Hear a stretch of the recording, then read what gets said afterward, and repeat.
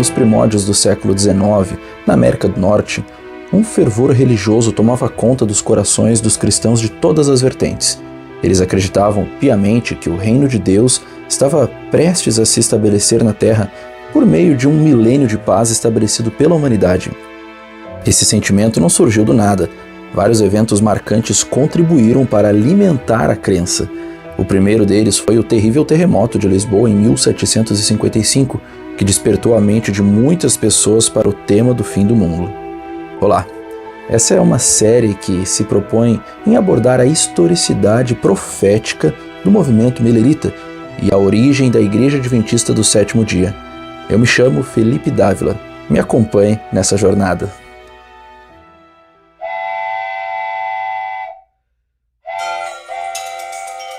A Revolução Industrial e as inovações tecnológicas científicas nunca antes vistas também impressionaram as nossas mentes e as mentes no contexto da época e curiosas, mas foi a Revolução Francesa nos anos de 1790 que teve um impacto mais profundo na imaginação das pessoas.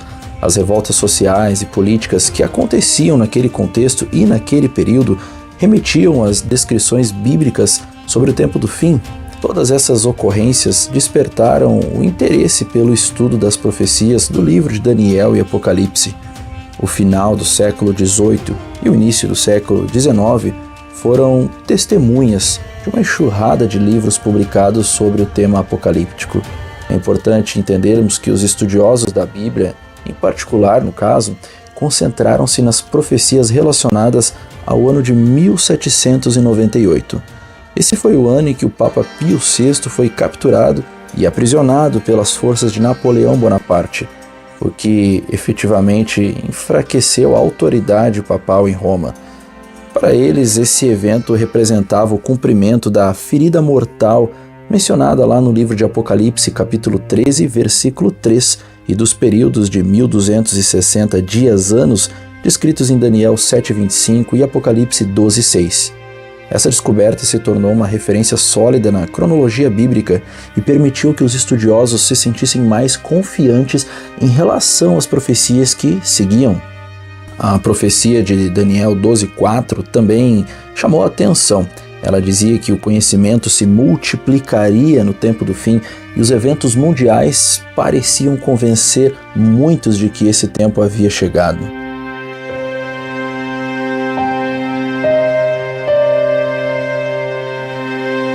Por esse tempo existiu uma febre que haveria um milênio de paz e prosperidade na Terra antes da volta de Jesus. Essa febre varria os Estados Unidos no início do século XIX. Acreditava-se que esse milênio seria um período de 1000 anos de paz na Terra, alcançado por meio de reformas sociais, progresso nacional e busca de perfeição pessoal.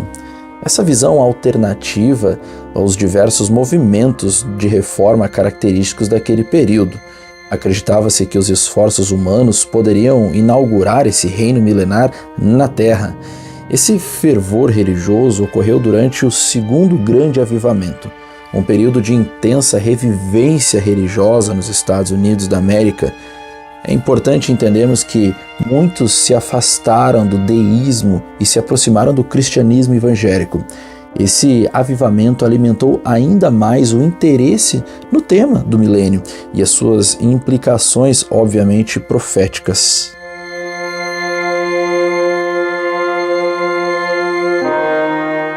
Contudo, ao final da década de 1830, o entusiasmo começou a esfriar. A depressão econômica de 1837 e outros desastres naturais levaram muitos a duvidar do progresso humano e de suas capacidades. Foi nesse contexto que a mensagem de Guilherme Miller, guarde este nome, ganhou força. A sua convicção, baseada no estudo meticuloso das profecias bíblicas, era de que a segunda vinda de Cristo seria por volta da década de 1840. Os cristãos de todas as correntes religiosas tinham uma forte convicção de que o reino de Deus estava prestes a chegar. Vários acontecimentos reforçaram essa ideia. Eu vou citar aqui alguns deles. O primeiro deles é o devastador terremoto de Lisboa, em 1755. Ele despertou muitas mentes para o assunto do fim do mundo. Também temos, em segundo lugar, a Revolução Francesa, ocorrida na década de 1790, também os levantes sociais e políticos da época que pareciam ecoar as descrições bíblicas dos tempos do fim, levando a muitas mentes às profecias de Daniel e Apocalipse. Também temos, não menos importante, mas por último, a Revolução Industrial, que trouxe inovações científicas como nunca vistas antes.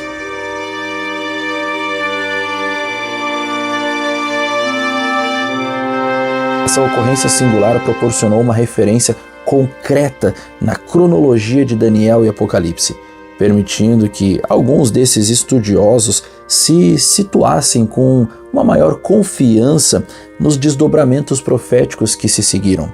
Os estudiosos da Bíblia acreditavam ter, a partir desse evento, um ponto fixo na cronologia de Daniel e Apocalipse.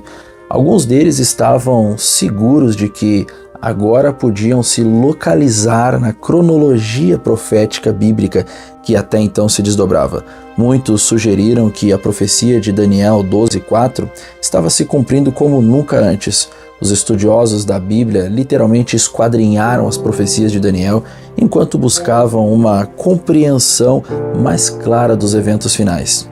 A crença no cumprimento de Daniel 12:4 e a descoberta profética dos 1260 dias-anos de Daniel 7:25 encorajaram os estudantes de profecia das profecias do contexto a continuar as suas empolgantes explorações.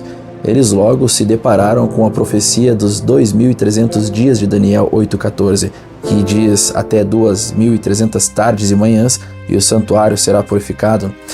Leroy Frum, o historiador da Universidade de Andrews, registrou que entre 1800 e 1844, mais de 65 indivíduos em 4 continentes anteciparam que a profecia de 2300 dias-anos, seria cumprida por algum momento entre 1843 e 1847. Embora houvesse um acordo quanto ao período em que a profecia se cumpriria, havia também diversas opiniões sobre qual o evento aconteceria ao seu término.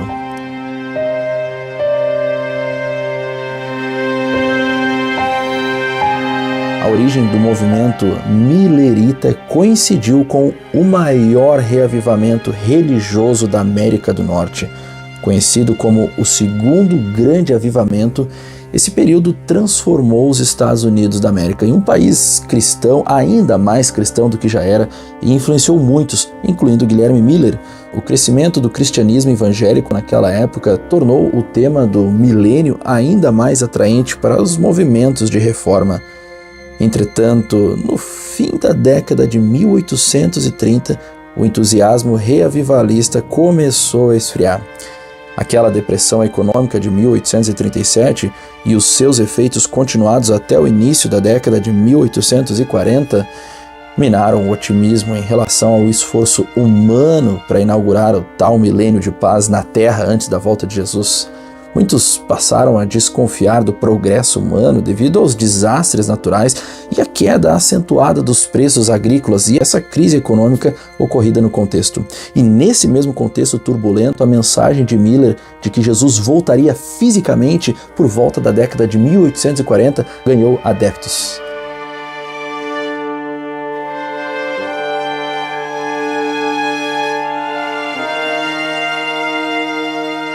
O entusiasmo da mensagem cresceu consideravelmente entre 1838 e 1839. Os preços agrícolas atingiram o ponto mais baixo por volta de março de 1843, coincidindo com o auge do millerismo. A doutrina millerita encontrou eco em pessoas que estavam em busca de respostas para suas vidas e para a sociedade no contexto geral. Assim, durante as décadas de 1830 e 1840, Guilherme Miller e outros pregadores receberam inúmeros convites para realizar reuniões de reavivamento em várias denominações evangélicas. Os pastores viam em Miller uma figura que poderia reacender o ânimo evangelístico enfraquecido do segundo grande avivamento. Por isso, o millerismo foi visto por alguns estudiosos como a consequência final desse segundo reavivamento religioso. O adventismo millerita nasceu com a convicção de que a segunda vinda de Cristo estava próxima e eles tinham a responsabilidade pessoal de advertir o mundo sobre esse evento iminente. As demonstrações contextuais e matemáticas do estudo das profecias aumentaram essa responsabilidade, os impulsionando a pregar incansavelmente sobre a chegada de Cristo.